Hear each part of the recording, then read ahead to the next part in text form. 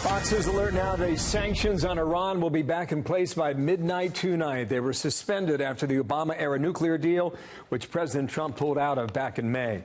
Ambassador John Bolton, the president's national security advisor, with me now from the North Lawn. And, sir, nice to see you again. Well, glad to be back. Thank you for coming back with us. I got a lot to go through, so let's see how much we can cover in the next couple of minutes, all right? What will major economic sanctions do against the Iranian regime?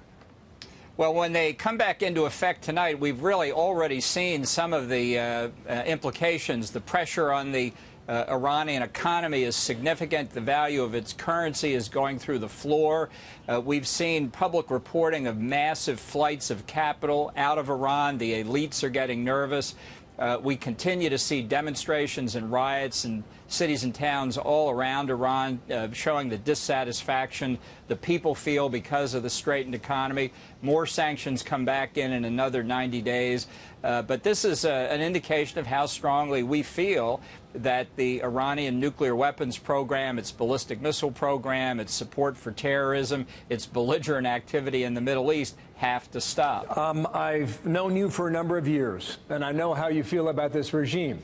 So let's call it what it is. You're trying to break the regime's back economically, are you not? Well, our policy is not regime change, but we want to put unprecedented pressure on the government of Iran to change its behavior. And so far, they've shown no indication they're prepared to do that.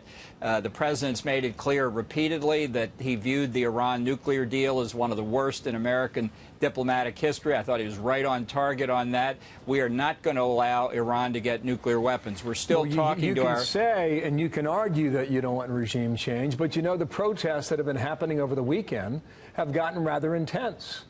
And they're not protesting America, they're protesting their own rulers and leaders today. And with good reason. Understood.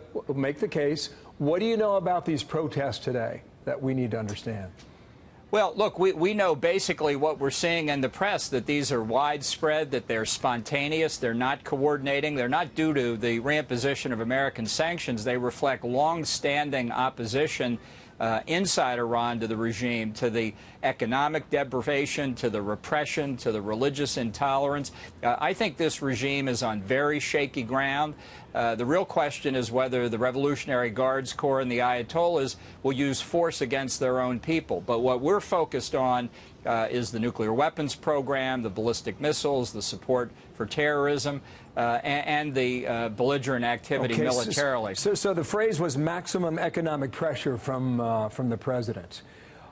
Would you admit that you're using the strength of the American economy right now as a weapon globally, maybe in Iran, maybe in North Korea? Would you agree with that framing?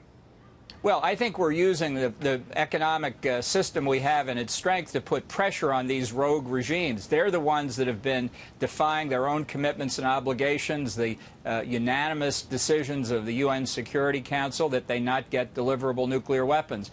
It has not impressed the Ayatollahs. I think we're going to make them see the light. Okay. What would satisfy this administration? What could the leaders of Iran do? Well, they could take up the president's offer to negotiate with them, to give up their ballistic missile and nuclear weapons programs fully and really verifiably, not under the onerous terms of the Iran nuclear deal, which really are not satisfactory, to stop their support for international terrorism, to give up their military activities in the region.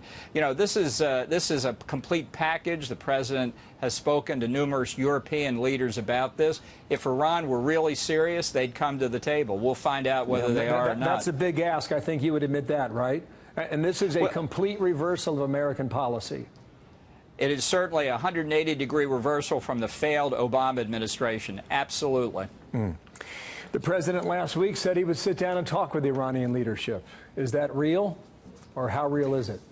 I think he was very serious about it. If the Ayatollahs want to get out from under the squeeze, they should come and sit down. The pressure will not relent while the negotiations go on, much as in the case of the maximum pressure campaign against North Korea. Well, has Tehran suggested that they would talk to President Trump?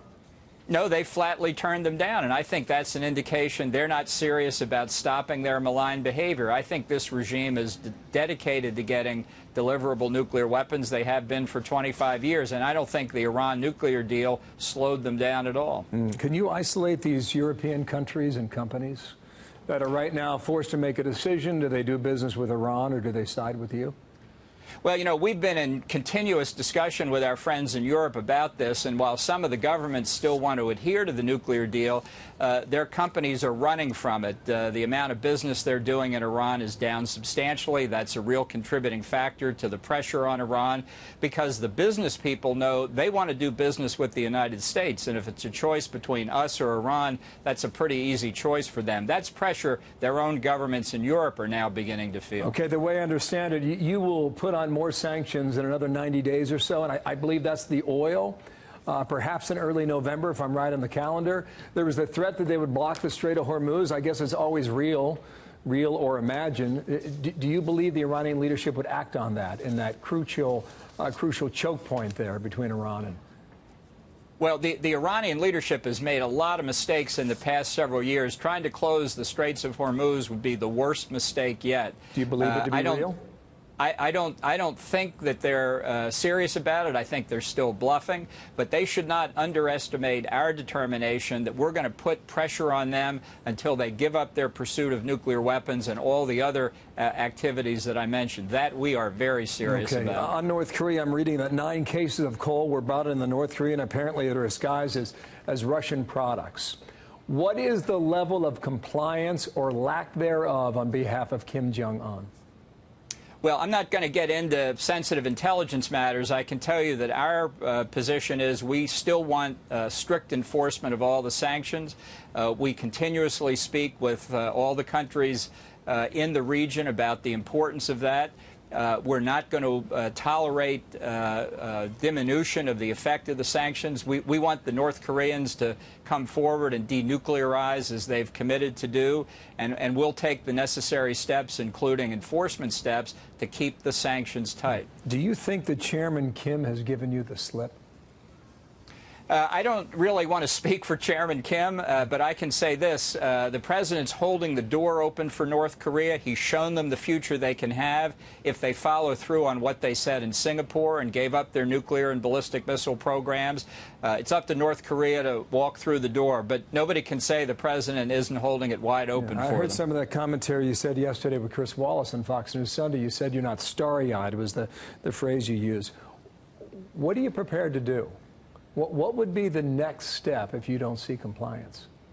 Well, I'm not going to speculate on what that would be, but the North Korean regime knows what we expect of them. We expect they're going to live up to their word. They gave that word to the South Koreans. They've given that word to us, and denuclearize and get moving. We want performance here, not rhetoric. Okay.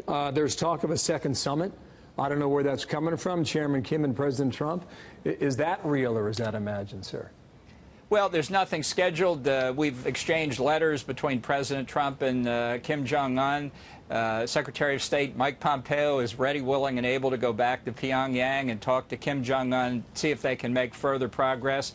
But it's really not so much a matter of conversation. It's a matter of performance by North Korea. Okay. When will we learn about what was in the letter that President Trump sent to Chairman Kim in recent days? I'm surprised you don't know already, but it's a continued exchange of correspondence. The president really is doing the best job he can to tell North Korea not to miss this opportunity. But did he phrase it the way you phrased it? I'm giving you a golden opportunity. I've left the door wide open. You can change the course of your country and the course of millions of people who live under you? Well, he didn't use those words, Bill, but maybe I'll borrow those for the next letter if I could propose it. Do you think he is starry-eyed? I don't think he's starry-eyed either, but we have tried in every way we can. I think we're doing the maximum sales job we can to say the door is open, the opportunity's clear, everybody's waiting for the North Koreans to start moving. Okay, last question here, Venezuela. You said yesterday no U.S. involvement there. What more can you add on who was trying to kill that leader and how they were trying to execute it? Well, there's really nothing more we can add at this point. What we've been focusing on with our embassy in Caracas is ensuring the safety of Americans in Venezuela. It's obviously a potentially dangerous time. That's our first priority. I'll just repeat what I said yesterday. If the Maduro regime has any hard evidence of people in the United States engaging in activity that rises to a criminal violation, send it to us and we'll take a serious look at it. They haven't done that yet. Really appreciate your time. I hope you get a chance to come back very soon. Big issues on the table all over the world, as you've just demonstrated. John Bolton, thank you.